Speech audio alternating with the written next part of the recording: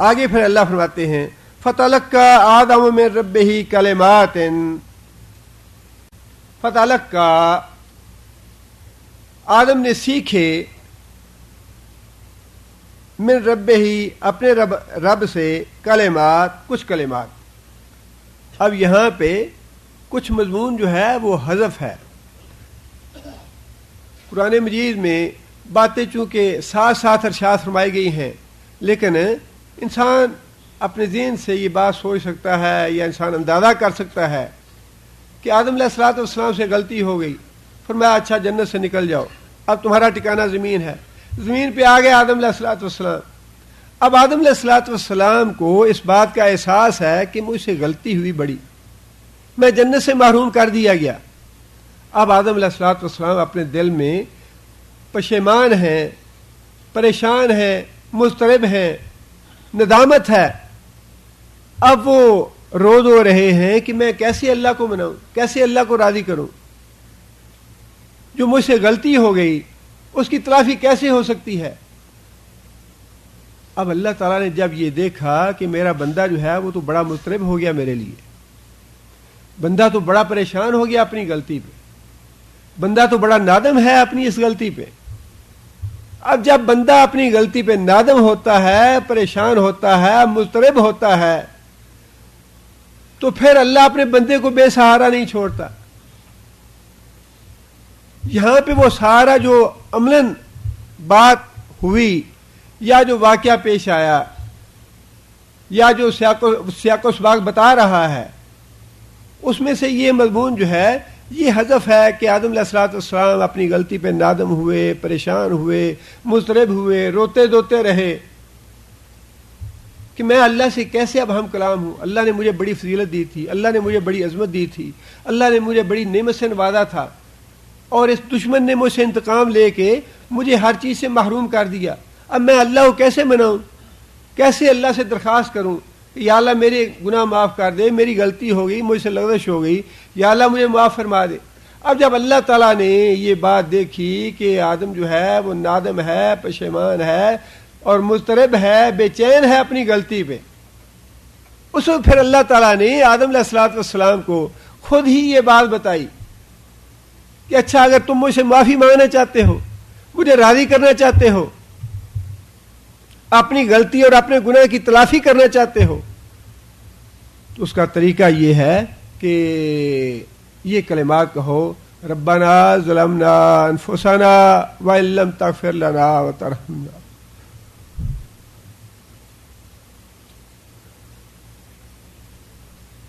لنکونن من الخاسرین۔ کتنا مہربان ہے ہمارا اللہ رب، اور کتنا رحمان اور رحیم ہے، معاف کرنے کے لیے خود ہی یہ کلمات بتا دیے، اور رسول اللہ صلی اللہ علیہ وسلم نے یہ بات بھی ارشاد فرمائی کہ قیامت کے دن ایک بندہ حساب کتاب کے لیے آئے گا اور اللہ تعالیٰ اس کے گناہ اس کو گنوائیں گے، تم نے یہ گناہ کیا، تم نے یہ گناہ کیا، پھر اللہ فرمائیں گے کہ اے میرے بندے، تیرے سامنے لوگ برائی کرتے رہے، منکرات کرتے رہے، تو نے ان کو روکا کیوں نہ؟ اب اللہ تعالیٰ کے کیوں کا جواب کس کے پاس ہے؟ اللہ تعالیٰ کسی بات پہ کیوں کا سوال کر لیں تو ہے کسی کے پاس جواب؟ انسان ساری زندگی اللہ کی نعمتوں کا حق ادا نہیں کر سکتا، اللہ کا شکر ادا نہیں کر سکتا، اور جتنے بھی نبی صلی اللہ علیہ وسلم نے حدیثیں بتائی ہیں قیامت کے دن حساب کتاب کے بارے میں، ان ساری حدیثوں میں یہی بات ملتی ہے کہ اے میرے بندے، میں نے تجھے بیوی دی، تجھے بچے دیے، تجھے گھر بار دیا، تو نے میرا کیا شکر ادا کیا؟ میں نے تجھے علم دیا، میں نے تجھے مال دیا، میں نے تجھے دولت دی، تو نے میرا کیا شکر ادا کیا؟ میں نے تمہیں سرداری دی، میں نے تمہیں حکومت دی، میں نے تمہیں اختیارات دیے، تم نے میرا کیا شکر ادا کیا؟ ہر حدیث میں، ہر بات میں سوال اسی چیز کا ہے کہ بندے تم نے میرا کیا شکر ادا کیا؟ اور شکر انسان ادا کر ہی نہیں سکتا اللہ کا، اللہ کی اتنی نعمتیں ہیں ہر انسان۔ اور جس انسان سے اللہ تعالیٰ نے یہی سوال کر لیا کہ تو نے میرا کیا شکر ادا کیا ہے، کوئی جواب نہیں ہے اس کا۔ انسان اس ایک آنکھ کا شکر ادا نہیں کر سکتا، اس کان کا شکر ادا نہیں کر سکتا، اس دماغ کا شکر ادا نہیں کر سکتا، یہ دل جو 24 گھنٹے دھڑک رہا ہے اس کا شکر ادا نہیں کر سکتا، یہ جو گردے فلٹر کر رہے ہیں پانی کو یا پیشاب کو اس کا شکر ادا نہیں کر سکتا، پھیپھڑے جو کام کر رہے ہیں انسان سانس لے رہا ہے اس کا شکر ادا نہیں کر سکتا۔ ایک کہ کون سی چیز ہے فَبِأَيِّ آلَاءِ رَبِّكُمَا تُكَذِّبَانِ، اللہ تعالیٰ کی کسی کون سی نعمت کا تم شکر ادا کرو گے؟ شکر ادا نہیں کر سکتا انسان۔ فرمایا کہ اللہ تعالیٰ سوال کریں گے کہ اے میرے بندے تیرے سامنے برائی ہوتی رہی تم نے روکا کیوں نہیں؟ اب بندہ خاموش ہوگا، پریشان ہو جائے گا کہ میں اس کا کیا جواب دوں۔ نبی صلی اللہ علیہ وسلم فرماتے ہیں کہ اللہ تعالیٰ اس بندے کو بخشنا چاہیں گے، اس بندے کو معاف کرنا چاہیں گے۔ نبی صلی اللہ علیہ وسلم نے فرمایا کہ اللہ تعالیٰ اس بندے کو جواب بھی خود ہی بتا دیں گے کہ اے میرے بندے تم یہ جواب دو کہ یا اللہ میں تو تیری عبادت کرتا رہا، تیرے بندے گناہ کر رہے تھے، میں نے اپنے آپ کو ان سے الگ کر لیا، میرا ان سے کوئی تعلق نہیں۔ اللہ تعالیٰ اس بندے کو خود ہی جواب بتا دیں گے، وہ بندہ جواب دے گا، اللہ فرمائیں گے میں نے تمہیں معاف کر دیا۔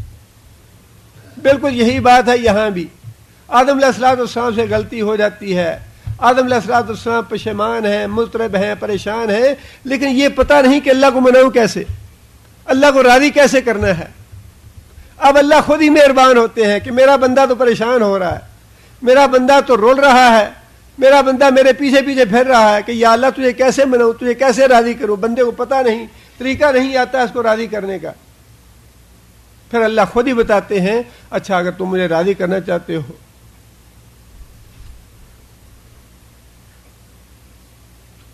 تو یہ کلمات کہو، ربنا ظلمنا انفسنا ان لم تغفر لنا وترحمنا لنكونن من الخاسرین۔ اللہ فرماتے ہیں کہ آدم نے ہم سے یہ دعا کی، آدم نے یہ کلمے ادا کیے، فتاب علیہ، اللہ تعالیٰ نے اس کی توبہ قبول فرما لی۔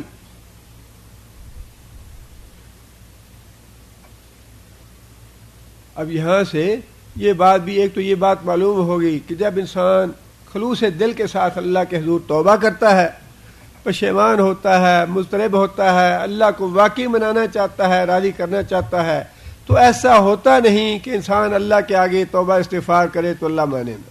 اللہ ایسی ذات نہیں ہے، اللہ رحمان اور رحیم ہے۔ اللہ تعالیٰ تو انسان کے بالکل جو ندا کا عالم ہے اس سے پہلے لمحے تک انسان کی توبہ قبول کرنے کے لیے تیار رہتے ہیں۔ یا اللہ تو اے بندے تو توبہ کر صحیح، اللہ تعالیٰ فوراً توبہ قبول کرتے ہیں۔ اور پھر توبہ کے بارے میں بھی یہ بات ارشاد فرمائی، التائب من الذنب کمن لا ذنب لہ، جو آدمی اپنے گناہوں سے توبہ کرنے والا ہے، کمن لا ذنب لہ، اللہ تعالیٰ اس کو اس طرح پاک صاف کر دیتے ہیں جیسے کبھی اس نے گناہ کیا نہیں تھا۔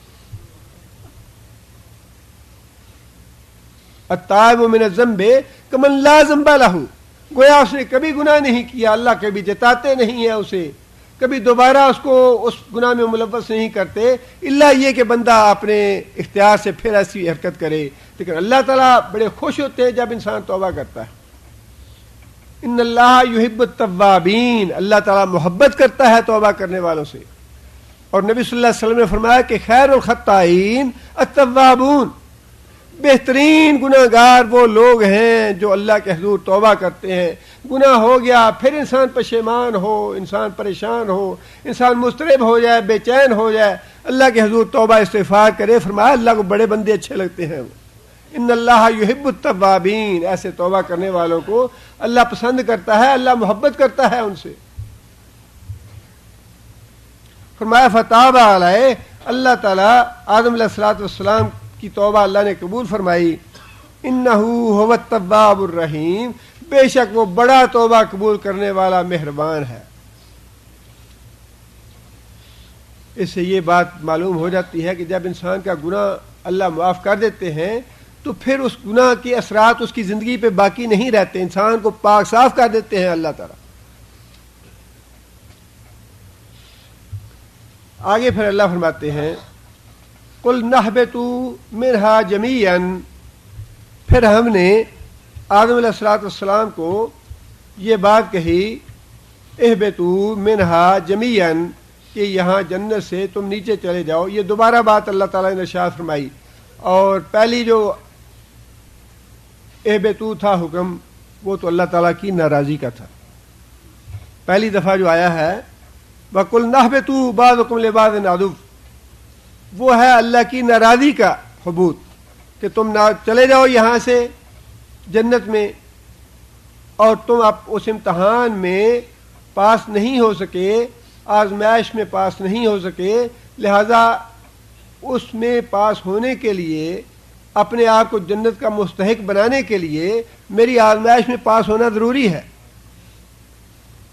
اب یہاں پہ اللہ تعالیٰ نے سزا کے طور پہ یہ بات ارشاد نہیں فرمائی، بلکہ وہی جو خلافت عرضی کا اللہ تعالیٰ کا ایک پروگرام تھا اس کے مطابق فرمایا کہ اب میں تمہیں زمین پہ بھیج رہا ہوں خلیفہ بنا کے. اہبتوا جمیعاً، سارے کے سارے چلے جاؤ. آگے پھر اللہ نے یہ بات ارشاد فرمائی فَإِمَّا يَأْتِيَنَّكُم مِّنِّي هُدًى فَمَن تَبِعَ هُدَايَ فَلَا خَوْفٌ عَلَيْهِمْ وَلَا هُمْ يَحْزَنُونَ. اب یہ قاعدہ کلیہ بتا دیا قیامت تک کے لیے. مخاطب تو آدم علیہ السلام ہے، لیکن یہ قاعدہ اور اصول جو ہے وہ قیامت تک کے لیے ہے. اور وہ قاعدہ اور اصول یہ ہے فَإِمَّا، پس اگر يَأْتِيَنَّكُمْ، آئے گی تمہارے پاس منی ہدن، ہدایت میری طرف سے. منی ہدن، ہدایت جو ہے یہ کس کی طرف سے ہے؟ یہ لینن یا لنکن کی طرف سے نہیں، کسی انسان کی طرف سے نہیں، بلکہ فرمایا منی. ہدایت وہی ہے جو منی ہے. ہاں کوئی کتنے سے بڑا عالم کیوں نہ ہو، کتنے سے بڑا فقیہ کیوں نہ ہو، کوئی امام کیوں نہ ہو، جب تک وہ ہدایت وحی سے ثابت نہیں ہوتی، جب تک وہ ہدایت نہیں ہے. اللہ نے شرط لگائی ہے. یہ شرط یہ ہے کہ وحی کے ذریعے میری طرف سے وہ واقعی ہدایت آئی ہو، خوابوں سے یا مکاشفوں سے ہدایت نہ آئی ہو. ہدایت کا راستہ جو ہے وہ اللہ تعالیٰ نے ارشاد فرما دیا کہ ہدایت کا راستہ جو ہے وہ میری وحی ہے، اور ہدایت وہی ہے جو منی ہوگی. اور جو منی ہدایت ہے وہ ہمیں کہاں سے مل سکتی ہے؟ جی وہ تو رسول سے مل سکتی ہے. اللہ نے یہ جو فرمایا کہ منی ہدن، اب میری طرف سے جو ہدایت آئے گی وہ اللہ تعالیٰ کی طرف سے آئی ہوئی ہدایت ہمیں کہاں سے ملے گی؟ وہ حضرت محمد صلی اللہ علیہ وسلم سے ملے گی. خیر الحدیث کتاب اللہ و خیر الحدی ہدی محمد صلی اللہ علیہ وسلم. بہترین کتاب اللہ کی کتاب و خیر الحدی ہدی محمد، بہترین ہدایت وہی ہے جو ہدایت محمد صلی اللہ علیہ وسلم کی طرف سے آئی. رہنمائی وہی ہے جو رسول اکرم صلی اللہ علیہ وسلم کی طرف سے مہیا کی جائے گی، اور وہ ہدایت وہی جو وحی کے ذریعے نبی صلی اللہ علیہ وسلم کو بتائے گی. قرآن مجید کا ایک ایک لفظ جو ہے وہ قابل غور ہے. اللہ نے شرط لگائی ہے کہ منی ہدن، میری طرف سے جو ہدایت آئی اس کو جو فالو کرے گا، اس کی جو اتباع کرے گا، اس کی جو پیروی کرے گا. فمن تابع ہدایا، جس نے پیروی کی، جس نے اتباع کی ہدایا میری ہدایت کی، فلا خوف علیہم ولا ہم یحزنون، ان کے لیے نہ تو خوف ہوگا اور نہ ہی غم ہوگا. خوف ہوتا ہے آنے والے وقت کا، پتہ نہیں آنے والا وقت کیسا ہو، کوئی مصیبت نہ آ جائے، کوئی تکلیف نہ آ جائے، کوئی بیماری نہ آ جائے مستقبل میں. فرمایا کہ ایسے لوگ جو ہیں ان کو قیامت کے دن کسی قسم کا خوف نہیں ہوگا، پتہ نہیں ہمارے ساتھ کیا سلوک ہونے والا ہے. لیکن جو کافر ہیں ان کے بارے میں فرمایا کہ جب وہ قبروں سے اٹھیں گے ان کے دلوں میں زبردست خوف طاری ہوگا.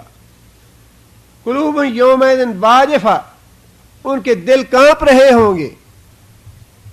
ابصارها خاشعہ، اور خوف کی وجہ سے آنکھیں جھکی ہوئی ہوں گی.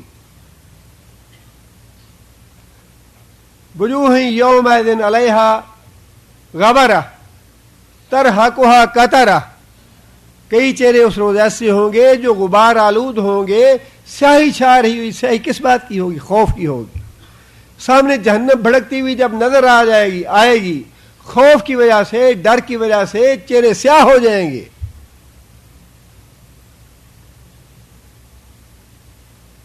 فرمایا کہ جو میری ہدایت کی پیروی کریں گے انہیں کسی قسم کا خوف نہیں ہوگا، بلکہ وہ امن میں ہوں گے قیامت کے دن۔ اور فرمایا وَلَا هُمْ يَحْزَنُونَ، اور نہ ہی جو دنیا میں زندگی بسر کی ہوگی اس کا کوئی انہیں غم ہوگا، او خوف افسوس ہم تو بڑا وقت ضائع کر کے آ گئے، یا لیتنی کنت ترابا، ہائے افسوس میں مٹی ہوتا تو اچھا تھا، یہ میرے سامنے کیا آ گیا، یا لیتنی قدمت لحیاتی، ہائے افسوس دنیا میں نے کچھ کیا ہوتا اور دنیا میں کوئی نیک اعمال کر کے آگے بھیجے ہوتے، یا لیتنی اتخذت مع الرسول سبیلا، ہائے افسوس کاش میں نے رسول کا راستہ اپنایا ہوتا، رسول کی میں نے اطاعت کی ہوتی، رسول کی فرما برداری کی ہوتی۔ یہ ہے غم اس دن کا کہ انسان غم کے ساتھ، حزن کے ساتھ یہ باتیں کہے گا کہ میں نے جو دنیا میں وقت گزارا ہے میں نے تو وقت برباد کر دیا، اپنی ساری محنت میری رائے گاہ چلی گئی، میں تو سارا کچھ دنیا کے لیے کرتا رہا، بیوی بچوں کو پالنا ہے، فلیٹ بنانے ہیں، پلاٹ بنانے ہیں، فیکٹری لگانی ہے، کاروبار چلانا ہے، ڈالر کمانے ہیں، یہ جمع کرنا ہے، وہ جمع، ساری زندگی اسی کام میں گزار دی۔ یا لیتنی قدمت لحیاتی، ہائے افسوس کوئی میں نے نیک عمل بھی کیا ہوتا، کسی یتیم کے سر پہ ہاتھ رکھا ہوتا، کسی بیوہ کے سر پہ ہاتھ رکھا ہوتا، کسی محتاج اور مسکین کا کوئی کام کیا ہوتا، میں نے کوئی خیر نیکی اور بھلائی کا صدقہ جاریہ کر دیا ہوتا۔ یا لیتنی قدمت لحیاتی، افسوس میں کچھ آگے کر کے بھیج دیتا اپنے لیے۔ یہ ہے وہ غم حزن کی کیفیت جو اس دن ہوگی کافروں کو، فاسقوں کو، فاجروں کو۔ لیکن اللہ فرماتے ہیں کہ جو میری ہدایت کی اتباع کریں گے، جو میری رہنمائی پہ چلیں گے، اپنی زندگی میری اطاعت اور میری فرما برداری میں گزاریں گے، لا ہم یحزنون، انہیں گزاری ہوئی زندگی کا قطعاً افسوس نہیں ہوگا۔ وجوہ یومئذ مسفرہ، اس دن وہ چہرے جو ہیں وہ روشن ہوں گے، چمکتے ہوں گے کہ زندگی دنیا کی ہم نے بڑی اچھی گزاری، نمازیں پڑھی، روزے رکھے، تلاوت کی، اللہ کو راضی کیا، وقت اپنا دین کے لیے دیا، دین کو سیکھتے رہے۔ وجوہ یومئذ مسفرہ لسعیہا راضیہ، اللہ فرماتے ہیں کچھ چہرے ایسے ہوں گے جو دنیا میں انہوں نے کوشش کی ہوگی اس پہ بڑے خوش ہوں گے کہ دنیا میں ہماری کوشش جو تھی وہ رائگاں نہیں گی، وہ ضائع نہیں گی، بلکہ اللہ ہم سے خوش ہے۔ آج دنیا میں جو راستہ ہم نے اختیار کیا اللہ کی اتباع کا، اللہ کی پیروی کا، رسول اللہ صلی اللہ علیہ وسلم کو راضی کرنے کا، وہ راستہ بڑا اچھا تھا۔ لسعیہا راضیہ، دنیا میں کی ہوئی اپنی محنت پہ، اپنی کوشش پہ بڑے شاداں فرحاں ہوں گے، بڑے خوش ہوں گے۔ آگے اللہ فرماتے ہیں والذین کفروا، اور وہ لوگ جنہوں نے کفر کیا، وکذبوا بآیاتنا، اور جٹلا دیا ہماری آیتوں کو۔ یہاں بھی بات پھر وہی ہے، اللہ کی آیتوں کو جٹلا کے، اللہ کے احکام کو جٹلا کے کسی پیر فقیر کے پیچھے لگنا، کسی دوسرے کے پیچھے لگنا انسان کے لیے نافع نہیں ہوگا۔ نافع یہی ہے بات، منی ہدن فمن تبع ہدایا، جو ہدایت میری طرف سے آئی ہوئی ہے اور جس نے میری ہدایت کی پیروی کی اس کے لیے نہ خوف ہے نہ غم۔ فرمایا جنہوں نے پھر ہمارے احکام کو جھٹلا دیا، ہماری آیتوں کو جھٹلا دیا، اولئک اصحاب النار، یہ جہنمی لوگ ہیں، ہم فیہا خالدون، وہ ہمیشہ ہمیشہ جہنم میں رہیں گے۔ اللہ تعالیٰ نے آدم علیہ الصلوۃ والسلام کی فرشتوں پہ فضیلت وہ بھی ثابت کر دی، فرشتوں کو آدم علیہ الصلوۃ والسلام کے تابع بنا دیا، اور خلافت کا جو بار تھا، جو بوجھ تھا، وہ دے کے زمین پہ بھیج دیا، اور ساتھ یہ قاعدہ کلیہ بتا دیا کہ ابن آدم میں سے جو لوگ میری اس ہدایت پہ چلیں گے جو میری طرف سے آئی ہوگی، انبیاء کے ذریعے، رسولوں کے ذریعے، جو میں نے وحی کے ذریعے ان تک پہنچائی، جو اس کی پیروی کریں گے وہ تو قیامت کے دن امن میں رہیں گے، ان کے لیے خوف نہیں ہوگا، ان کے لیے غم نہیں ہوگا۔ لیکن جو اس راستے کو اختیار نہیں کریں گے، آیتوں کو جھٹلائیں گے، وہ کافر ہیں، جہنم میں جانے والے ہیں۔ یہ ساری وضاحت اللہ تعالیٰ نے شروع کی آیات میں یا شروع کے رکوع میں فرما دی۔ اس کا مطلب یہ ہے کہ قرآن مجید پڑھنے سے پہلے اللہ تعالیٰ نے یہ وضاحت فرما دی کہ اے ابن آدم، ہم تم دنیا میں گئے ہو، اس زمین پہ آئے ہو، یہ تمہارا مستقل مسکن نہیں ہے، تمہاری ہمیشہ رہنے کی جگہ نہیں ہے۔ تمہیں میں سامان زیست دوں گا، لیکن ایک خاص وقت تک جو میں نے عمر تمہاری مقرر کر رکھی ہے۔ لیکن اب یہ بار خلافت میں نے تمہیں دیا ہے، اور اس آزمائش میں تمہیں کامیاب ہونا ہے، یا کامیاب ہوگے یا ناکام ہوگے، اور اس کے مطابق جو کامیاب ہوں گے ان کے لیے جنت ہوگی، جو ناکام ہوگے ان کے لیے جہنم ہوگی۔ اب یہ بار خلافت چونکہ دینے کا اللہ نے ذکر فرمایا، لیکن اس سے پہلے بار خلافت کس پہ تھا؟ بنی اسرائیل پہ۔ اب اگلے جو آیات ہیں، مسلسل کئی رکوع جو ہیں، اس میں اللہ تعالیٰ نے بنی اسرائیل کے جرائم بتائے کہ بنی اسرائیل کو ہم نے اس منصب سے کیوں اتارا ہے۔ منصب خلافت بنی اسرائیل کے پاس تھا تم سے پہلے، ہم نے بنی اسرائیل کو معزول کیوں کیا، ان کے جرائم کیا ہے؟ ایک تو سبب بتانا تھا بنی اسرائیل کو معزول کرنے کا، اور دوسرا یہ امت محمدیہ کو جتلانا تھا کہ اب تمہیں یہ بار خلافت دیا جا رہا ہے، تم وہ حرکتیں نہ کرنا جو یہودیوں اور عیسائیوں نے کی ہیں۔ یہ جرائم تھے یہودیوں اور عیسائیوں کے لیے، جس کی وجہ سے ہم نے یہ اعزاز چھین لیا ان سے، ہم نے عزت سے اور تکریم سے محروم کر دیا ان قوموں کو۔ ایسا نہ ہو کہ تم بھی ویسے کام کرنے لگو اور تم سے بھی وہ عزت اور اکرام چھن جائے جو میں نے تمہیں دے کے اس دنیا میں بھیجا ہے۔ اس کا ذکر انشاءاللہ اگلے رکوع سے اللہ تعالیٰ نے فرمایا ہے، انشاءاللہ اگلے رکوع اس کا مطالعہ کریں گے۔ یا بنی اسرائیل اذکروا نعمتی، اے بنی اسرائیل۔ اس سے پہلے قرآن مجید کی آپ یوں سمجھ لیجئے تمہید تھی، اور اس کے بعد اس سورہ کا جو اصل مضمون ہے وہ یہاں سے شروع ہو رہا ہے، اور یہاں سے مسلسل 10 رکوع تک یہی مضمون ہے۔ یہ مضمون ہے بنی اسرائیل پہ اللہ تعالیٰ نے جو احسانات فرمائے، اور بنی اسرائیل نے جو نافرمانیاں کیں اور سرکشی کی، اس کے نتیجے میں اللہ تعالیٰ کا ان کو اس منصب سے ہٹا دینا یا اپنی نعمتیں ان سے چھین لینا، اور اس کی جگہ پہ امت محمدیہ صلی اللہ علیہ وآلہ وسلم کو وہ منصب عطا کر دینا۔ یہ سارا مضمون ہے جو مسلسل اب آگے چلے گا، اور اس مضمون کے ساتھ ساتھ کچھ احکام بھی ہیں شریعت کے اور مسائل بھی ہیں، لیکن جو اس کا مرکزی مضمون ہے جو آگے مسلسل 10 رکوع تک چلے گا، وہ یہی ہے کہ بنی اسرائیل پہ کیا احسانات تھے، انہوں نے کس طرح سے نافرمانیاں کیں، اور کس طرح اللہ تعالیٰ نے ان کو ہٹا کے ان کی جگہ پہ امت محمدیہ صلی اللہ علیہ وآلہ وسلم کو وہ منصب عطا فرمایا۔ بنی جو ہے یہ لفظ اصل میں بنین تھا، اور اس کا واحد ابن ہے۔ ابن اور بنون، بنین، ابنا، یہ تینوں جمع ہیں ابن کے، اور بنین سے نون جو ہے جب مرکب اضافی میں آتا ہے تو گر جاتا ہے نون اس کا، اس لیے نون یہاں سے گرا ہوا ہے، یہ بنین تھا اصل میں، اور نون گرنے کے بعد بنی اسرائیل ہو گیا۔ اب دو حضرت ابراہیم علیہ السلام کی اولاد سے 2 نسلیں آگے چلیں، ایک تو بنی اسرائیل تھی اور ایک بنی اسماعیل تھی۔ بنی اسماعیل کی اولاد جو ہے وہ حضرت حاجرہ رضی اللہ تعالیٰ عنہا کی اولاد سے، اور بنی اسرائیل کی اولاد حضرت سارہ رضی اللہ تعالیٰ عنہا سے چلی۔ حضرت ابراہیم علیہ السلام کے بیٹے حضرت اسحاق تھے، اور حضرت اسحاق سے آگے رسول اکرم صلی اللہ علیہ وسلم سے پہلے تک، یعنی حضرت عیسیٰ علیہ السلام تک جتنا بھی سلسلہ نبوت کا رہا، وہ سارے کا سارا حضرت اسحاق کی اولاد سے رہا۔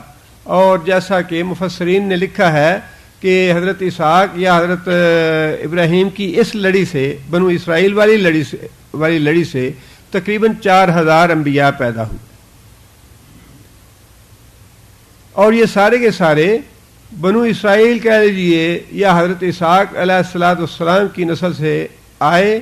اس کے بعد بنو اسماعیل سے صرف رسول اکرم صلی اللہ علیہ وسلم ہی تشریف لائے، اور ان دونوں کے تصادم کا یا حسد تو بہرحال بنو اسحاق کو یا بنو اسرائیل کو ہی تھا، سبب بھی یہی تھا کہ انبیاء جو ہیں وہ سارے کے سارے بنو اسرائیل سے آئے۔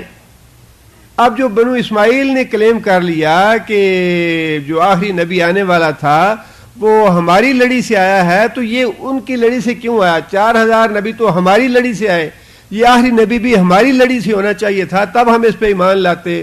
اب یہ چونکہ ہمارے شریک بھائی کے گھر چلی گئی نبوت، لہذا اس پہ ہم ایمان نہیں لائیں گے۔ یہی وجہ تھی ان کے تعصب کی یا ان کے حسد کی، بنو اسرائیل کی۔ اب اللہ تعالیٰ نے یہاں سے بنو اسرائیل پہ جو انعامات فرمائے وہ پہلے ان کا ذکر فرمایا ہے اللہ تعالیٰ نے، اور اس کے بعد پھر ان کے جرائم کا ذکر فرمایا۔ اور یہ بات بڑی معروف ہے کہ قرآن مجید میں سب سے زیادہ ذکر انبیاء کے حوالے سے کس کا آیا ہے؟ موسیٰ علیہ السلام کا۔ اس کی وجہ یہی ہے، وجہ یہ ہے کہ سب سے زیادہ مجرم جو قوم تھی، سب سے بڑی مجرم قوم، وہ بھی موسیٰ علیہ السلام ہی کی قوم تھی، یعنی یہودی۔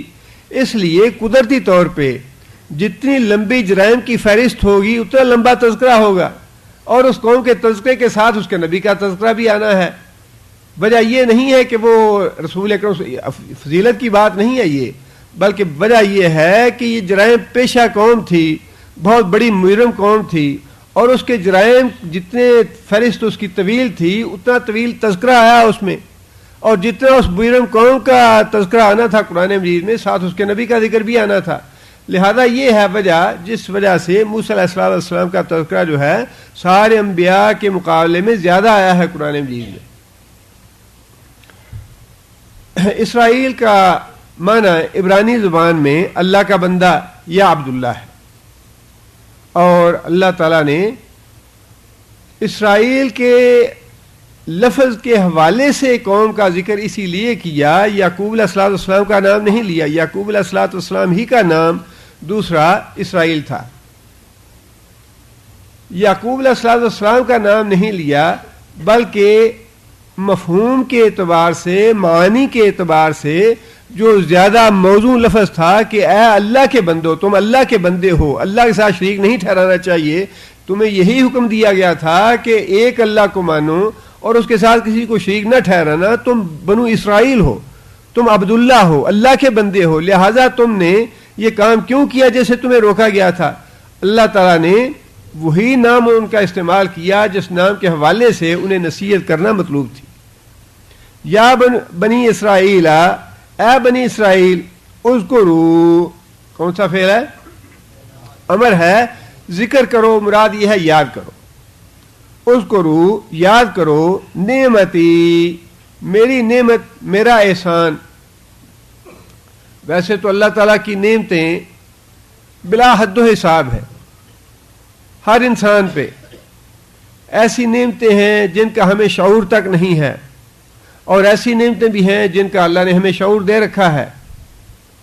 اور یہاں پہ اللہ تعالیٰ نے وہ نعمتیں گنوائی ہیں جو خاص طور پہ اس امت کو باقی لوگوں پر فضیلت کی دینے کی وجہ سے اللہ نے کی ان پہ، کہ باقی جو قومیں ہیں ان کے مقابلے میں میں نے تمہیں بہت زیادہ فضیلت دی، بہت زیادہ عزت دی، بہت بڑا درجہ دیا۔ ان نعمتوں کا اللہ نے ذکر فرمایا ہے۔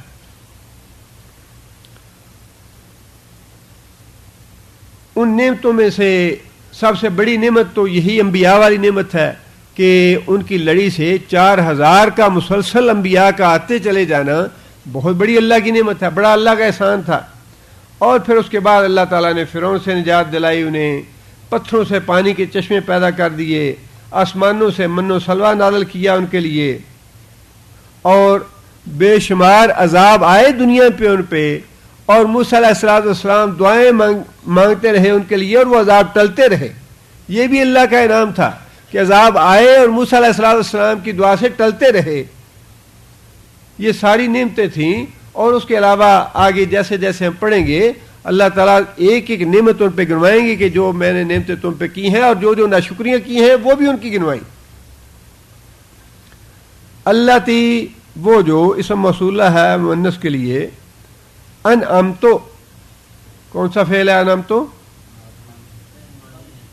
فعل ماضی ہے، صیغہ واحد متکلم کا ہے. انعمتو جہاں کہیں بھی انعمتو کا لفظ آیا ہے اس کے بارے میں علماء نے لکھا ہے کہ یہ قرآن مجید کا ایسا لفظ ہے کہ اگر انسان شعوری طور پہ جان بوجھ کے انعمتا پڑھے تو انسان کافر ہو جاتا ہے.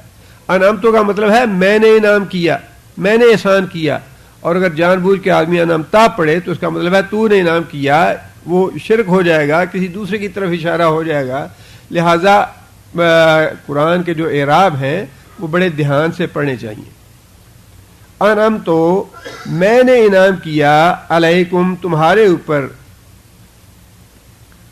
اب ان انعامات کے حوالے سے اللہ تعالیٰ یہ بات ارشاد فرما رہے ہیں اوفو واوفو بعہدی اوفے بعہدکم. اور میں نے تمہیں یہ بات کہی تھی. اوفو اردو میں لفظ استعمال ہوتا ہے وفا کرنا، وعدہ وفا کرنا. کیا مطلب؟ وعدہ پورا کرنا. اوفو امر ہے تم وفا کرو، تم پورا کرو. بعہدی میرا وعدہ، یعنی جو مجھ سے تم نے وعدہ کیا وہ وعدہ تمہیں پورا کرنا چاہیے تھا. میں نے تمہیں یہ کہا تھا کہ تم میرا وعدہ پورا کرنا. اوفی بعہدکم، اوفی بعہدکم. اوفے کون سا فعل ہے؟ مضارع ہے، واحد متکلم کا صیغہ ہے. میں وفا کروں گا، میں پورا کروں گا. بعہدکم جو تم سے وعدہ کیا. تم میرے ساتھ اپنا وعدہ پورا کرو، میں تمہارے ساتھ اپنا وعدہ پورا کروں گا. جو اللہ تعالیٰ نے بنی اسرائیل سے وعدہ لیا تھا وہ وعدہ کیا تھا؟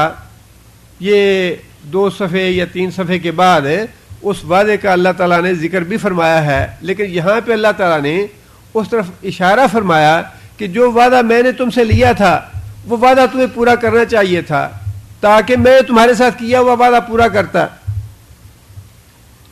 اللہ تعالیٰ نے سورہ بقرہ کی 83 نمبر آیت میں اس وعدے کا ذکر فرمایا ہے. وہ وعدہ یہ تھا وَإِذْ أَخَذْنَا مِيثَاقَ بَنِي إِسْرَائِيلَ.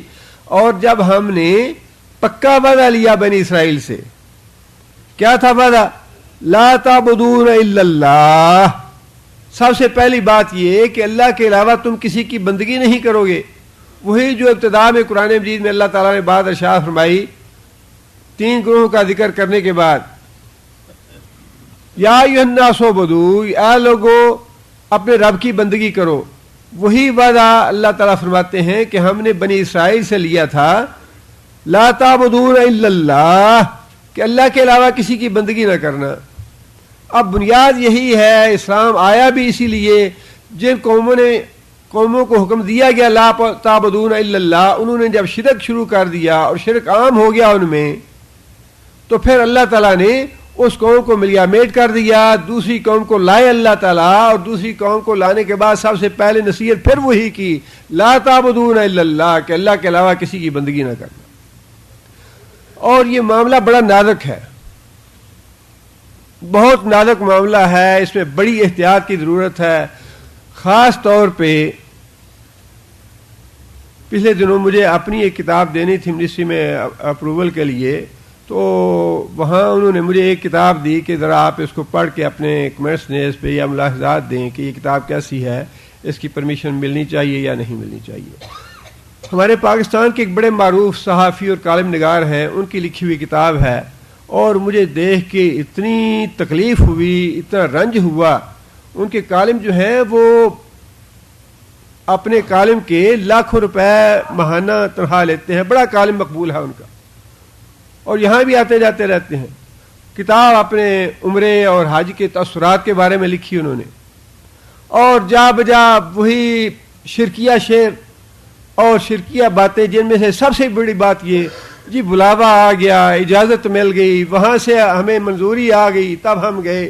اللہ تعالیٰ معاف کرے، بڑے بڑے جو جغادری موحد ہیں، بڑے بڑے جن کے نام بڑے اونچے اونچے ہیں اور بڑی کتابوں میں ان کے ساتھ بڑے بڑے القابات لگائے جاتے ہیں، اللہ کی پناہ کہ اس معاملے میں آ کے سارے گمراہ ہو جاتے ہیں کہ جی بلاوا آیا تھا تو ہم چلے گئے، ابھی تک بلاوا نہیں آ رہا تو ہم نہیں جا سکے.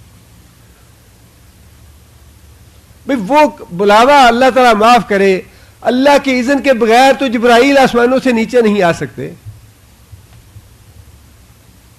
اللہ کی اذن کے بغیر تو خود محمد صلی اللہ علیہ وسلم مکے سے نہیں نکل سکتے. جب تک مجھے اللہ اذن نہ دے گا میں نہیں نکلوں گا.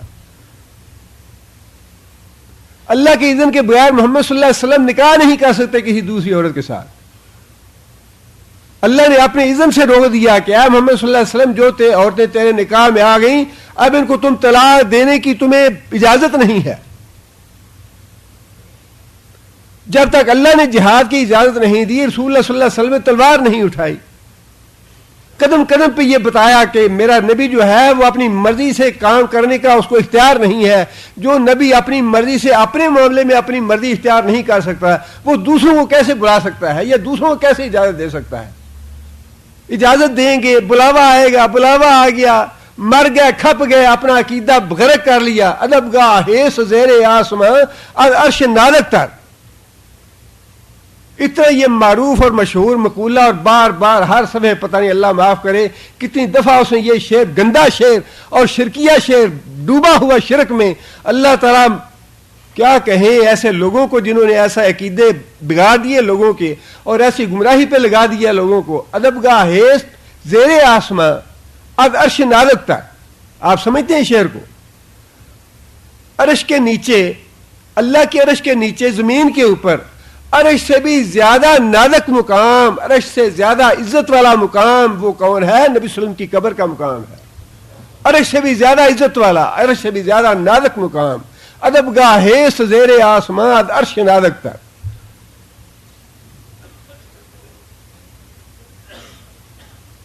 اور اسی طرح ایک اور کتاب انہوں نے دی مجھے، دیکھیے کتنا دھوکہ ہے. اللہ تعالیٰ معاف کرے، میں تو کہتا ہوں کہ یہ توحید کا عقیدہ جو ہے اتنی بڑی نعمت ہے، اتنی بڑی نعمت ہے. میں کہتا ہوں گناہ ہو بھی گئے تو انشاءاللہ پرواہ نہیں، اللہ معاف کریں گے، اللہ کا وعدہ ہے. لیکن شرک کے بارے میں تو اللہ کا وعدہ ہے کہ یہ میں معاف نہیں کروں گا.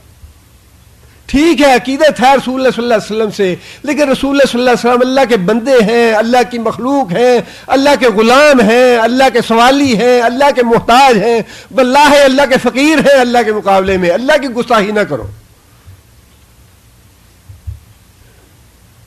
اللہ کے رسول لینے والے ہیں، دینے والے نہیں ہیں. جو کچھ لینا ہے جا کے لے لو مدینے سے، جو کچھ لینا ہے جا کے لے لو مدینے سے. مدینے سے اگر ملتا ہے عبداللہ بن ابی کو کیوں نہیں ملا؟ نبی صلی اللہ علیہ وسلم خود اگر دینے والے تھے ابو طالب کو کیوں نہیں دیا؟ اتنی عقل اور مت ماری جاتی ہے ہماری. ابو جہل کافر ہو کے مرا، چاچے بھتیجے مامے پھپھے سارے کچھ جتنے بھی تھے جن کے نصیب میں اسلام نہیں تھا سارے کافر اور مشرک ہو کے مرے. کیوں نہیں دیا نبی صلی اللہ علیہ وسلم نے؟ اللہ کی شان میں گستاخی نہ کرو، سب سے بڑا گناہ ہے اللہ کی شان میں گستاخی کرنا.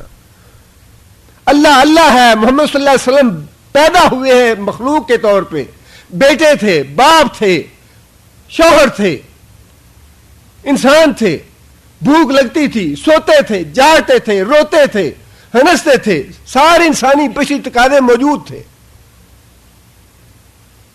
ایک طرف اقرار کرتے ہیں اشہد ان لا الہ الا اللہ واشہد ان محمد عبدہ و رسولہ، ایک طرف یہ اقرار کرتے ہیں اور دوسری طرف کہتے ہیں جو کچھ لینا ہے جا کے لے لو مدینے سے.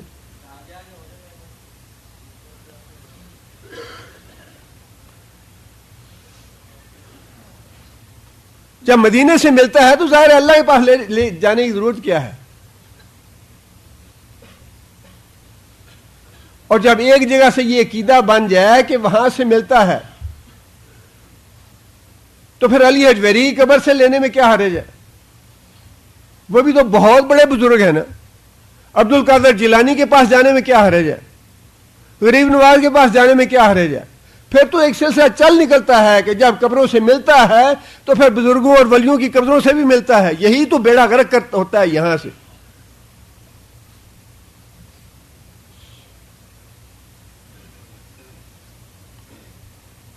پتہ نہیں, لیکن وہی بات ہے, ایم اے کیا ہوا ہے, اسلامیات بھی پڑھی ہے اور ساری دنیا کو پڑھاتے ہیں, ساری دنیا کو مت دینے آپ سمجھتے ہیں کہ ہم ساری دنیا کو کالم لکھتے ہیں تو پاکستان کی حکومتیں ہل جاتی ہیں. اتنے بڑے بڑے کالم نگار اور نویس نگار ہیں,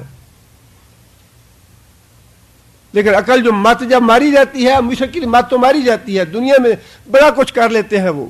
یہی معاملہ. باقی ایسے تو نہیں ہے کہ ابراہم لنکن جو ہے وہ بیوقوف انسان تھا, یا چرچل بیوقوف انسان تھا, یا ٹونی بلیئر یا بش جو ہے یہ بیوقوف نہیں ہے, بڑے عقل مند ہیں. لیکن دین کے معاملے میں جب شرک کیا تو اللہ نے مت مار دی ان کی. سارے کو جانتے بوجھتے یہ جہنم میں جانے والے ہیں سارے. اسی لیے تو اللہ تعالیٰ نے بار بار ارشاد فرمایا ہے کہ میں نے جہنم مشرکوں کے لیے تیار کی ہے, مسلمانوں تم جس آگ میں نہ جاؤ, تم اس جہنم سے بچو, تم نہ شرک کرو. جب نبی صلی اللہ علیہ وسلم زندہ تھے, جب حیات تھے, تو نبی صلی اللہ علیہ وسلم کی برکت تھی, ان سے دعا کرانی چاہیے, ان کی دعا اللہ کے ہاں مقبول تھی, اور وہ دعا جو اللہ چاہتے تھے. اور قیامت کے دن بھی شفاعت وہی مقبول ہوگی جب اللہ چاہیں گے. اپنی مرضی سے شفاعت نہیں کر سکیں گے نبی صلی اللہ علیہ وسلم, اجازت طلب کریں گے اللہ سے, سجدے میں پڑے رہیں گے طویل عرصے تک, اور درخواستیں کرتے رہیں گے, حمد و ثنا کرتے رہیں گے, تقدیس بیان کریں گے اللہ تعالیٰ کی. اللہ کا غصہ ٹھنڈا ہوگا, تب اللہ فرمائیں گے کہ آپ محمد صلی اللہ علیہ وسلم کیا کہنا چاہتے ہو, کہو تمہاری بات سنتا ہوں میں.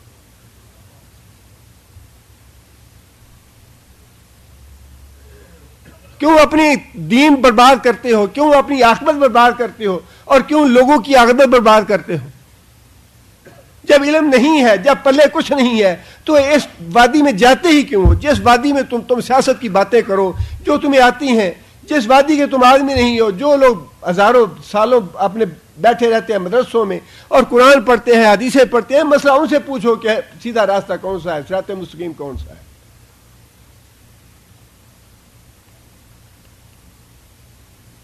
لیکن وہ نبی صلی اللہ علیہ وسلم کی حدیثیں تو اب پیش گوئیاں ساری پوری ہونی ہیں کہ قیامت کے قریب ایسا وقت آئے گا, گمراہ لوگ جو ہیں وہ مسئلے بتائیں گے لوگوں کو, خود بھی گمراہ ہوں گے, لوگوں کو بھی گمراہ کریں گے.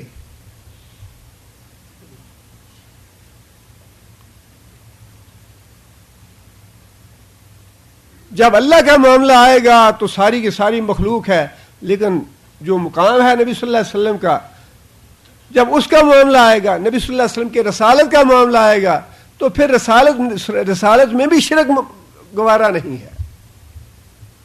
نہ تو ہم اللہ کی توحید میں شرک گوارا کرتے ہیں, اور نہ ہی نبی صلی اللہ علیہ وسلم میں شرک کی رسالت میں شرک گوارا کرتے ہیں. جب نبی صلی اللہ علیہ وسلم کا معاملہ آئے گا تو پھر اس معاملے میں بھی راستہ بالکل سیدھا ہے, عقیدہ بڑا پکا ہے کہ جہاں نبی صلی اللہ علیہ وسلم کی بات ہوگی وہاں امت کا بڑے سے بڑا عالم, بڑے سے بڑا فقیہ, بڑے سے بڑا ولی, بڑے سے بڑا پرہیزگار, بڑے سے بڑا پہنچا ہوا, سارے کے سارے ہیچ ہیں اللہ کے رسول کے مقابلے میں. اللہ کے رسول کے معاملے میں نہ ہم امام مالک کا نام لینا گوارا کرتے ہیں, نہ امام احمد بن حنبل کا نام لینا گوارا کرتے ہیں, نہ امام ابو حنیفہ کا ہمیں سے پیار ہے, نہ امام شافعی سے پیار ہے. پیار ہے تو صرف رسول اللہ صلی اللہ علیہ وسلم سے پیار ہے, وفا ہے تو صرف رسول اللہ صلی اللہ علیہ وسلم سے ہے.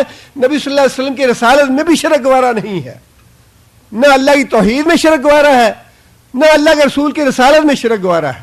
اللہ نے گوارا نہیں کیا. اگر رسالت میں شرک گوارا ہوتا تو رسول اللہ صلی اللہ علیہ وسلم کے بیٹوں کو اللہ بچپن میں نہ مارتے. لوگوں نے یہی کہنا تھا کہ یہ رسول اکرم صلی اللہ علیہ وسلم کا بیٹا ہے, اس کی بھی مانو. اللہ نے فرمایا کہ میں اپنے رسول کے بعد کسی دوسرے کی منواؤں گا ہی نہیں, بیٹوں کو بھی نہیں چھوڑوں گا. کہیں تمہیں یہ غلط فہمی نہ ہو جائے کہ اس کے رسول جو ہے اس کی رسالت میں بیٹے بھی شریک ہو سکتے ہیں. بیٹوں کو نہیں زندہ رہنے دیا, باقی لوگ کیا ہے؟ نہ اللہ کی توحید میں کوئی گوارا ہے شرک, نہ ہی رسول اکرم صلی اللہ علیہ وسلم کی رسالت میں کوئی شرک گوارا ہے.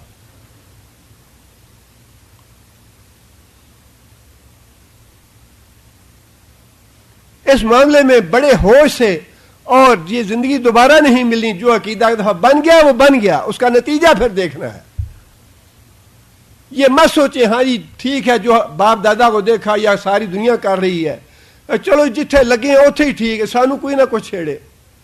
ایک دفعہ نہیں بار بار مرنے سے پہلے بار بار اپنے عقیدے کو جھنجھوڑیں اور سوچیں بار بار غور و فکر کریں کہ میں کہیں راہ سے ہٹا ہوا تو نہیں ہوں.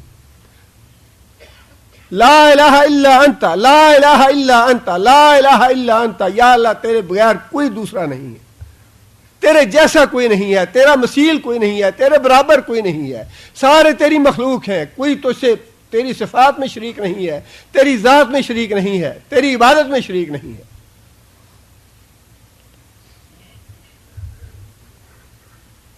لا تعبدون الا اللہ پہلا وعدہ بنی اسرائیل سے بھی یہی لیا کہ اللہ کے ساتھ کسی دوسرے کو شریک نہ کرنا بندگی صرف اللہ ہی کرنا. وبالوالدین احسانا اور دوسرا وعدہ یہ تھا کہ اپنے والدین کے ساتھ احسان کا معاملہ کرنا. وذل قربا اور قرابت داروں کے ساتھ احسان کرنا. والیتاما یتیموں کے ساتھ احسان کرنا. والمساکین مسکینوں کے ساتھ احسان کرنا. وقولوا للناس حسنا اور لوگوں کے ساتھ اچھی بات کرنا. اچھی بات کہنا صدقہ ہے. دوسروں لوگوں کے بےعزتی کرنا بدتمیزی کرنا بے ادبی کرنا دوسروں کے گلے پڑ جانا اور یہ سمجھ بڑا بولڈ ہے ہمارا بچہ تو جواب دے دیتا ہے منہ پہ فوراً جواب دیتا ہے بدتمیزی ہے. یہ ادب ہونا چاہیے بڑے کا. اللہ کے رسول نے فرمایا ہے کہ من لم یکر کبیرنا ومن لم یرحم صغیرنا فلیس منا جو بڑے کا ادب نہیں کرتا چھوٹے پہ رحم نہیں کرتا ہم سے نہیں ہے. ادب تو اتنا تھا رسول اکرم صلی اللہ علیہ وسلم نے جو تعلیم دی اس پہ سب سے زیادہ عمل کرنے والے صحابہ کرام تھے. عبداللہ بن عمر مجلس میں بیٹھے ہیں نبی صلی اللہ علیہ وسلم نے پوچھا کہ بتاؤ کون سا درخت ایسا ہے سال بھر جو خشک نہیں ہوتا جس کے پتے ہرے رہتے ہیں. عبداللہ بن عمر کہتے ہیں کہ میرے ذہن میں بات آئی یہ کہ میں بولوں کہ یہ کھجور کا درخت ہے لیکن ادب ماننے آ گیا کہ میں تو بچہ ہوں بڑے بڑے لوگ بیٹھے ہیں ان بڑے بڑے لوگوں کے موجودگی میں کیسے جواب دوں. عبداللہ بن عمر کہتے ہیں کہ بعد میں کوئی نہ بولا نبی صلی اللہ علیہ وسلم نے خود اس سوال کا جواب دیا اور عبداللہ بن عمر کہتے ہیں کہ مجھے ساری زندگی اس بات کا افسوس رہا کہ میں نے نبی صلی اللہ علیہ وسلم کے سوال کا جواب کیوں نہیں دیا لیکن ادب مانے تھا کہ مجھ سے بڑے بیٹھے ہیں میں کیوں جواب دوں.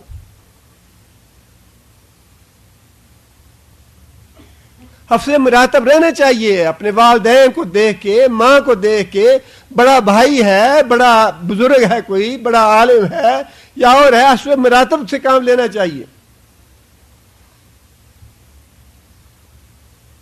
قولوا للناس حسنا اچھی بات کہو واقیم الصلاۃ نماز قائم کرو آتوا الزکات اور زکات بھی دو جس کا مطلب یہ ہے کہ پہلی امتوں میں بھی نماز اور زکات کا حکم تھا.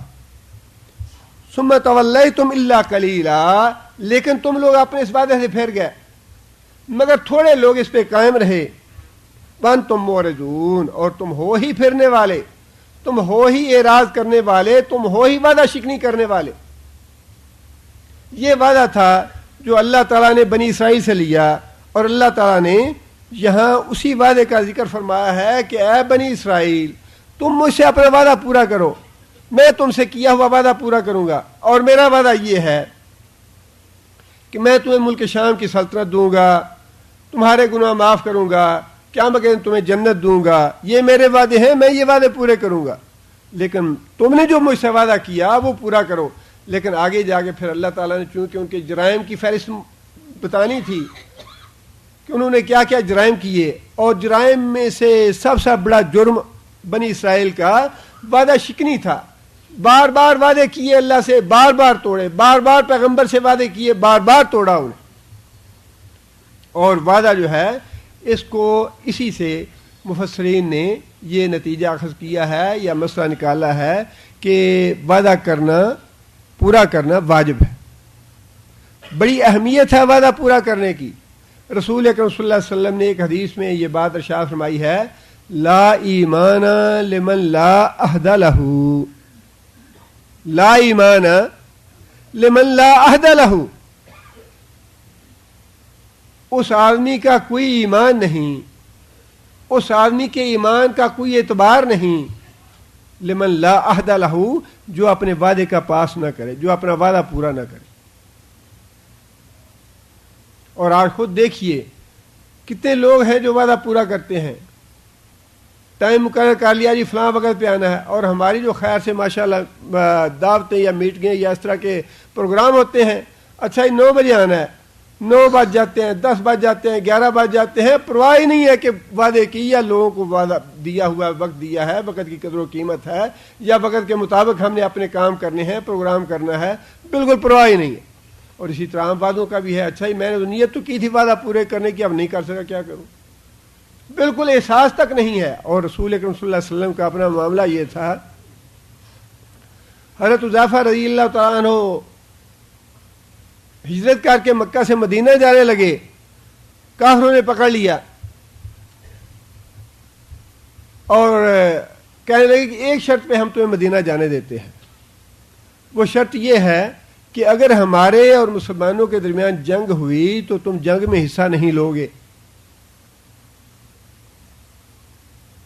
حضرت حذیفہ رضی اللہ تعالیٰ عنہ نے وعدہ کر لیا۔ جب مدینہ پہنچے تو کچھ دنوں کے بعد جنگ بدر کا مرحلہ پیش آ گیا۔ اب حضرت حذیفہ کے ذہن میں وہی بات تھی۔ حضرت حذیفہ نے عرض کیا، یا رسول اللہ، میں نے تو وعدہ کیا ہے کافروں سے کہ اگر جنگ ہوگی تو میں جنگ میں شریک نہیں ہوگا، میرے لیے کیا حکم ہے؟ اب دیکھیے کہ جنگ کا معاملہ ہے، معمولی بات نہیں ہے، ایک ایک آدمی قیمتی ہے، ادھر 300 آدمی ہے، ادھر ہزاروں کے حساب سے لوگ ہیں۔ رسول اکرم صلی اللہ علیہ وسلم نے فرمایا کہ حذیفہ، جو وعدہ کافروں سے تم نے کیا ہے وہ وعدہ تم پورا کرو اور ہم اللہ سے نصرت کی دعا کریں گے۔ تم اپنا وعدہ پورا کرو لیکن ہم اللہ سے اپنی نصرت کی دعا کریں گے کہ تمہاری اللہ ہماری ویسے مدد فرما دے۔ انسان اپنی طرف سے غلطی نہ کرے، اپنی طرف سے انسان کسر نہ رہنے دے، اپنی پوری کوشش کرنی چاہیے وعدہ پورا کرنے کی۔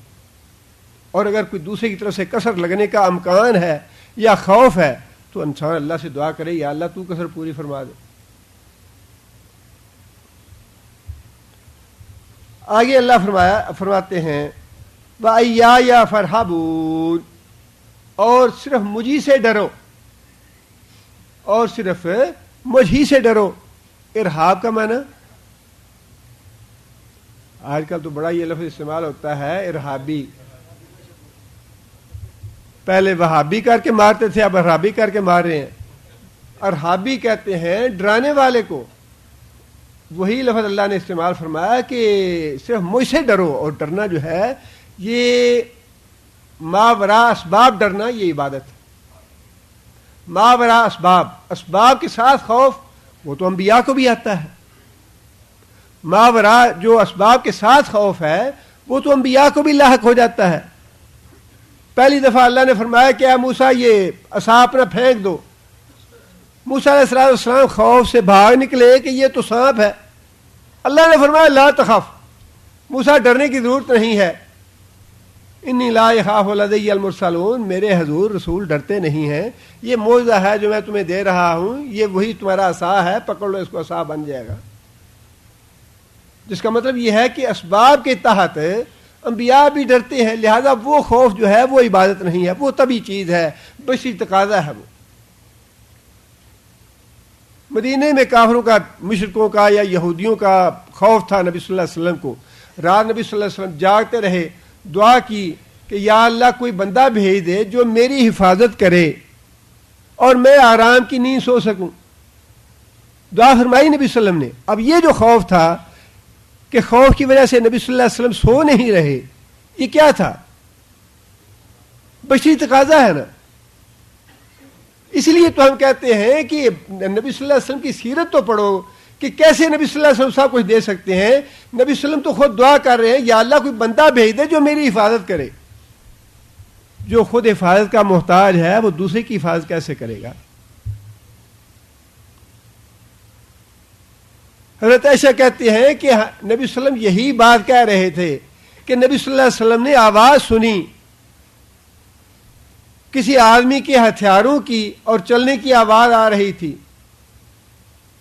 نبی صلی اللہ علیہ وسلم نے پوچھا کون ہے؟ سعد بن وقاص کہنے لگے یا رسول اللہ میں ہوں. پوچھا سعد کیسے آئے ہو؟ یا رسول اللہ مجھے خوف تھا آپ کے بارے میں کہ دشمن آپ کو نقصان نہ پہنچائیں، میں آپ کی حفاظت کرنے کے لیے آیا ہوں.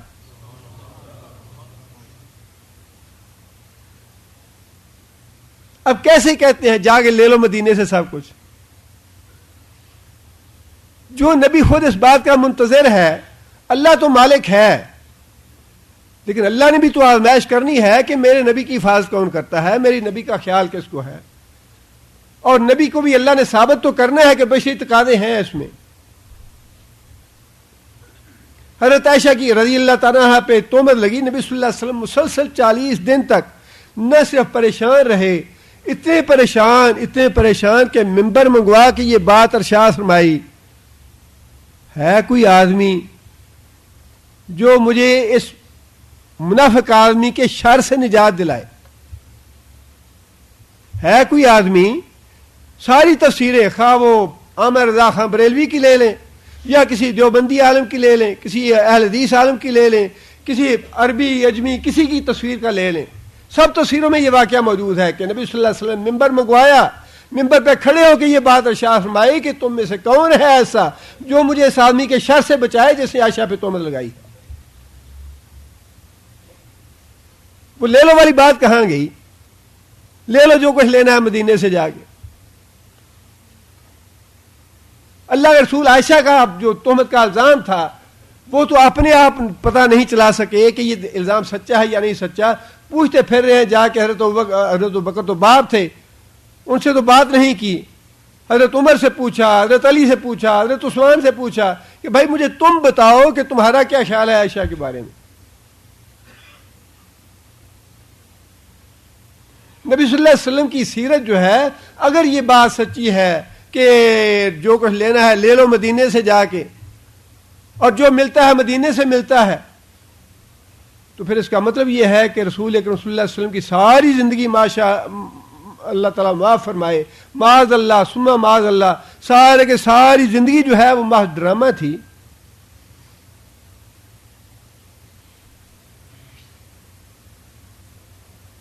اتنا بڑا ظلم ہے یہ باتیں کہنا اور اللہ کے ساتھ اللہ کی صفات میں شریک کرنا نبی صلی اللہ علیہ وسلم کو، کہ وہاں سے منظوری نہیں آئی، وہاں سے بلاوا نہیں آیا، بلاوے کا انتظار ہے، بلاوا آئے گا تو چلے جائیں گے. اتنا بڑا شرک ہے، اتنا بڑا شرک ہے کہ زمین و آسمان ٹوٹ پڑے تو اس سے بھی بڑا شرک ہے.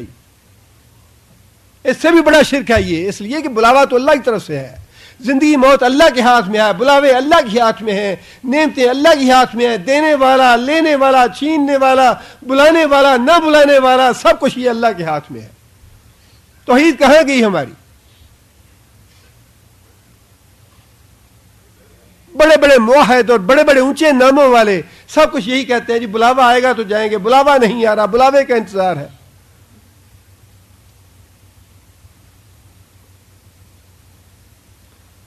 اللہ نے فرمایا کہ مجھ سے ڈرو. جو ڈر اور خوف ماورائے اسباب ہے وہ عبادت ہے. اور اس کی مثال یوں لیجئے کہ ایک آدمی سمندر میں ہے، طوفان میں ہے، یا کہیں بھی ہے، مصیبت میں پھنس گیا ہے. اب وہ جب مصیبت میں پھنسا ہوا ہے، بیماری میں ہے، کسی پریشانی میں مبتلا ہے، اب وہ پکارتا ہے عبد القادر جیلانی کو یا علی حجویری کو اور اس سے مانگتا ہے کہ میری مشکل کو دور کر دے، میری حاجت پوری کر دے، میری پریشانی دور کر دے. اب یہ جو ڈر ہے کہ اگر میں اس سے نہیں مانگوں گا، اس کے نام کی نظر نیاز نہیں دوں گا، اس کی منت نہیں مانگوں گا، اسے خوش نہیں کروں گا، تو وہ میرا نقصان کر دے گا، مجھے بیمار کر دے گا، میرا بیٹا مار دے گا، ہماری بھینسوں کا دودھ خشک ہو جائے گا. اور تو اور یہ ہمارے وزیر اعظم صاحب خیر سے ملتان کے رہنے والے ہیں، اور ملتان تو سارے کا سارا شرک میں ڈوبا. اتنا شرک ہے، اتنا شرک ہے، اتنا شرک ہے. یہ جتنے سیلاب ولاب اور زلزلے ولزلے آتے ہیں سارے ہمارے شرک کی وجہ سے آتے ہیں. سب مشرک اکٹھے ہوئے ہیں، سارے مشرک. یہاں کی سب سے بڑی خوبی اس ملک کی یہ ہے کہ یہ بلد التوحید ہے. جو بھی آپ باتیں کرنا چاہیں کر لیں اس کے بارے میں، جتنی بھی باتیں آپ کے ذہن میں آتی ہیں، جو کچھ بھی ہے، جی کفیل ہے، یہ ہے، وہ ہے، ساری باتیں ایک طرف، لیکن دوسرا صرف ایک جو بات ہے ان کی توحید والی، وہ ایک پڑے میں ڈال دیں، توحید والا پڑا سب سے بھاری ہو۔ ٹھیک ہے سارے انسان ہیں، انسانوں کا معاشرہ ہے، فرشتوں کا معاشرہ نہیں ہے، لیکن یہ تو ہے کہ اللہ کے ساتھ کہیں شرک نہیں ہوتا پورے سعودی عرب میں۔ کہیں کوئی قبر ہے، کہیں نظر نیاز ہے، کہیں چڑھاوا ہے، کوئی بات ہے ایسی شرک والی؟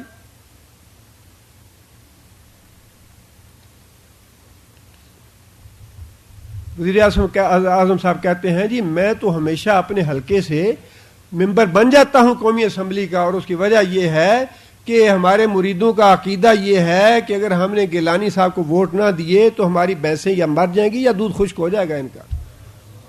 یہ ٹی وی پہ انٹرویو آیا ہے، اور انٹرویو میں سوال کا جواب دے رہے ہیں کہ گیلانی صاحب آپ اپنے حلقے میں کیسے کامیاب ہوتے ہیں ہر مرتبہ، آپ کے مقابلے میں کوئی دوسرا کیوں نہیں کامیاب ہوتا؟ جی ہم اپنے حلقے کے پیر ہیں، اور ہمارے بارے میں عقیدہ ہے لوگوں کا کہ پیر صاحب کو ووٹ نہ دیے تو ہماری بھینسوں کا دودھ خشک ہو جائے گا، بچے مر جائیں گے، بھینسیں مر جائیں گی، گھر برباد ہو جائیں گے، نقصان ہو جائیں گے ہمارے۔